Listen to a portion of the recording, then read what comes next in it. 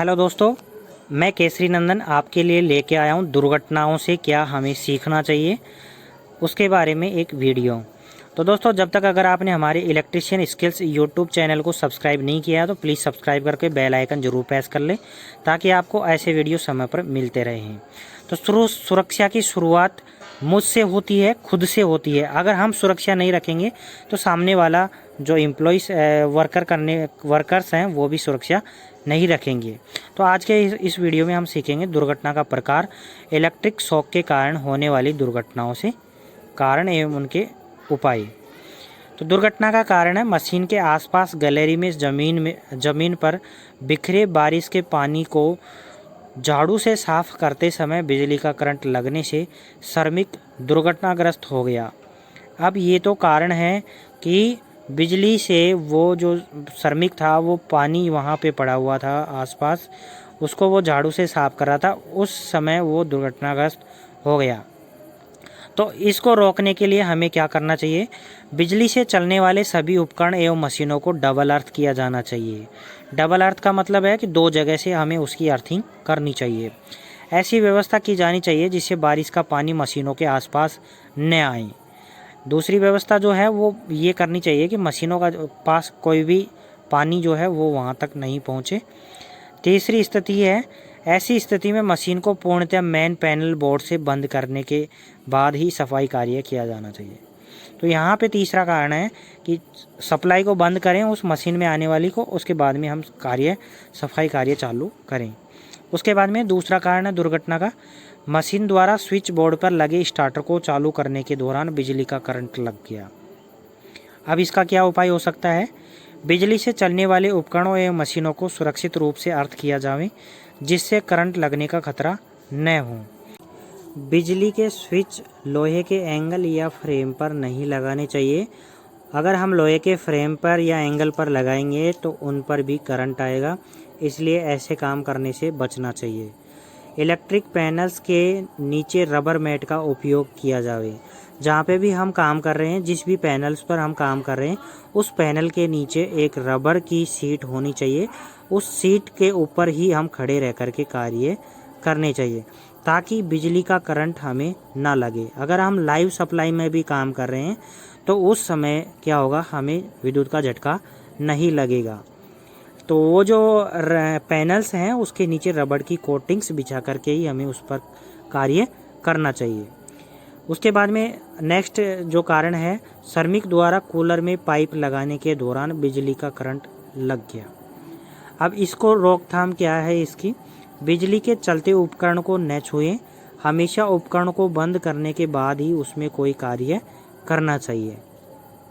बिजली से चलने वाले उपकरणों को सुरक्षित रूप से अर्थ किया जाए जिससे करंट लगने का खतरा न हो।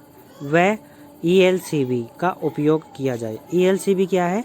अर्थ लीकेज सर्किट ब्रेकर। अर्थ के खिलाफ सुरक्षा प्रदान करता है, तो ये हमें उपयोग में लेना चाहिए। तो कोई भी उपकरण है, चलते हुए उपकरण को हमें उसको छूना नहीं चाहिए। अगर फिर भी हम लाइव सप्लाई पर कार्य कर रहे हैं तो पूरी PPE पहनकर ही हमें काम करना चाहिए। PPE कैसे होती है, क्या होती है, उसका लिंक मैं आपको डिस्क्रिप्शन में दे दूंगा। वहाँ जा कर के आप PPE का वीडियोज़ है वो पूरा देख सकते हो।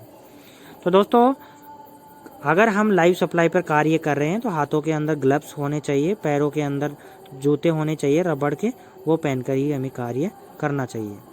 उसके बाद में है अगला कारण, श्रमिक को बलकर के ऊपर चढ़कर उसे चेक करने के दौरान पास से गुजरती हुई 33 kV लाइन्स के संपर्क में आने से बिजली का करंट लग गया। अब इससे कैसे हम बच सकते हैं? वाहन को ओवरहेड बिजली की लाइन से दूर खड़ा करना चाहिए। कार्य शुरू करने से पहले कार्यस्थल को अच्छी तरह से जांच लेना चाहिए कि वहाँ पे कोई आसपास कोई लाइन तो नहीं जा रही है बिजली की। तो अगर ऐसी जगह पे हम काम कर रहे हैं तो वहाँ पे सुरक्षित रहें। सुरक्षित रहने से मतलब है कि आप वहाँ पर बिजली के जो खंभे हैं उनकी जो सप्लाई है उससे वाहन को दूर जाके खड़ा करें या दूर जा कर के उसकी लोडिंग अनलोडिंग करें। ये काम आपको करना चाहिए ताकि आपको बिजली का झटका नहीं लग सके एवं उससे करंट से आप बच सके।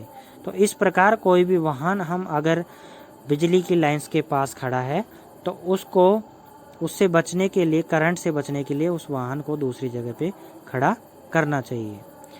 उसके बाद में दुर्घटना का कारण, इलेक्ट्रिक पैनल्स में शॉर्ट सर्किट के परिणाम स्वरूप रेफ्रिजरेटर प्लांट के पुराने इलेक्ट्रिक पैनल्स में धमाका हुआ व आग की लपटें निकलने लगी। दुर्घटना के दौरान कुछ अमोनिया गैस भी लीक हुई जिसे नियंत्रित कर लिया गया। रेफ्रिजरेशन प्लांट के अंदर चेक करने पर ITI प्रशिक्षु चिल्ड वाटर पंप के पास झुलसी हुई अवस्था में अचेत पड़ा पाया गया। तो इसका कारण क्या, ये जो कारण है इसका उपाय क्या है? विद्युत उपकरणों का उचित एवं नियमित समयांतराल रखरखाव करना चाहिए। बिजली से चलने वाले सभी उपकरण एवं मशीनों को सुरक्षित रूप से डबल अर्थ किया जाना चाहिए। बिजली से होने वाली संभावित खतरों के बारे में प्रशिक्षण दिया जाना चाहिए। बिजली के कार्य कुशल कारीगर से ही कराना चाहिए। तो ऐसे अगर हम दुर्घटना हो जाती है तो वहाँ पे हमें एम्प्लॉयज़ को प्रशिक्षण देना चाहिए और कुशल कारीगर से ही हमें कार्य करवाना चाहिए। उसके बाद में है, कारखाने में इलेक्ट्रिक केबल पैनल में शॉर्ट सर्किट होने से इलेक्ट्रिक फ्लेक्सिंग की अकस्मात दुर्घटना घटित हुई जिससे श्रमिकों की झुलस कर मृत्यु हो गई। उससे उपाय क्या है? इलेक्ट्रिक केबल्स पैनल्स के छोटे ओपनिंग्स में अवांछित छोटे जीव जंतुओं के प्रवेश से शॉर्ट सर्किट होने से इलेक्ट्रिक फ्लेक्सिंग होने के खतरे की श्रमिकों को जानकारी दी जानी चाहिए, उन्हें ट्रेनिंग देनी चाहिए। इससे बचने के लिए पैनल्स में ऐसे छोटे छिद्रों को बंद कर दिए जाने चाहिए। अगर पैनल्स के अंदर कोई छोटे या मोटे कोई छिद्र हैं तो उनको बंद कर दिए जाने चाहिए ताकि उस पैनल्स के अंदर कोई छोटे मोटे जीव जंतु अंदर ना जा सके या अंदर घुस नहीं सके। तो दोस्तों, इन चीज़ों से बचने के लिए हमें ये वाली दुर्घटना को रोकने के उपाय करने चाहिए ताकि हमारे भविष्य में कोई दुर्घटना घटित ना हो। उसके बाद में आता है, मार्बल कटिंग हेतु गैगनसा मशीन्स के पास श्रमिक द्वारा पानी के हौद में हाथ धोने के दौरान करंट लग गया जिससे वह पानी के हौद में गिर गया। साथ ही श्रमिकों द्वारा उसे हौद से निकालने के प्रयास में साथी भी करंट लगने से दुर्घटनाग्रस्त हो गया। इससे उपाय क्या है? बिजली से चलने वाले सभी उपकरणों एवं मशीनों को डबल अर्थ किया जाना चाहिए। मैंने अभी आपको पिछली स्लाइड में बताया था कि कोई भी बिजली उपकरण है उसको चलने से पहले उसे डबल अर्थ की जांच कर लेनी चाहिए कि दोनों अर्थ से ये कनेक्टेड है या नहीं है, या उसे दोनों जगह से अर्थ किया जाना चाहिए। बिजली के झटके लगने के बाद उनके बचाव कार्य की प्रक्रिया के बारे में सभी को प्रशिक्षण दिया जाना चाहिए।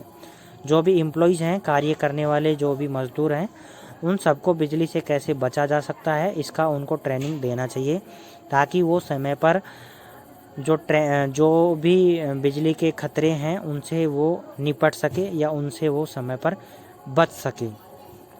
उसके बाद में आता है दूसरा कारण, मशीन की सफाई के दौरान इलेक्ट्रोक्यूशंस इलेक्ट्रिक करंट से कर्मकार गंभीर रूप से घायल हो गया और जांच के दौरान वह मृत घोषित कर दिया गया। अब इससे उपाय क्या है? ऐसी स्थिति में मशीन को पूर्णतः मेन पैनल बोर्ड से बंद करने के बाद ही सफाई कार्य करना चाहिए। तो कोई भी मशीन को अगर हम सफाई कर रहे हैं तो उस पे सबसे पहले उसके मेन बोर्ड से उसकी सप्लाई को डिस्कनेक्ट करके ही हम उस पर कार्य करना चाहिए। बिजली के चलते उपकरण को न छुएं एवं हमेशा उपकरण को बंद करने के बाद ही उसमें कार्य करें। बिजली से चलने वाले उपकरणों को सुरक्षित रूप से अर्थ किया जाना चाहिए जिससे करंट लगने का खतरा न हो। वह कोई भी बिजली से चलने वाले उपकरण को ELCB से कनेक्ट किया जाना चाहिए। अर्थ लीकेज सर्किट ब्रेकर क्या है? ये अर्थ के खिलाफ सुरक्षा प्रदान करता है। अगर आप मशीन को भी छूते हो तो ऑटोमेटिक सप्लाई बंद हो जाती है, वो ELCB का कार्य है। तो दोस्तों, इस स्थिति में हमें ELCB उपयोग में लेनी चाहिए और संबंधित स्टाफ को ट्रेनिंग देनी चाहिए। उसके बाद में है, श्रमिक कारखानों में लगे बोरिंग्स से नहा रहा था। नहाने के बाद बोरिंग्स के वाल्व को बंद करते समय श्रमिक को करंट लगा जिससे श्रमिक की मृत्यु हो गई। बिजली से इसका उपाय क्या है? इससे बचने के लिए बिजली से चलने वाले उपकरणों एवं मशीनों को सुरक्षित रूप से अर्थ किया जाना चाहिए जिससे करंट लगने का खतरा न हो। तो कोई भी मशीन्स हैं, मोटर्स हैं या कोई और भी मशीन है, इलेक्ट्रिकल मशीन है, वो भी सभी को एक जगह से नहीं 2 जगह से उन्हें अर्थ किया जाना चाहिए, ताकि वो भविष्य में कोई खतरा पनपे ही नहीं।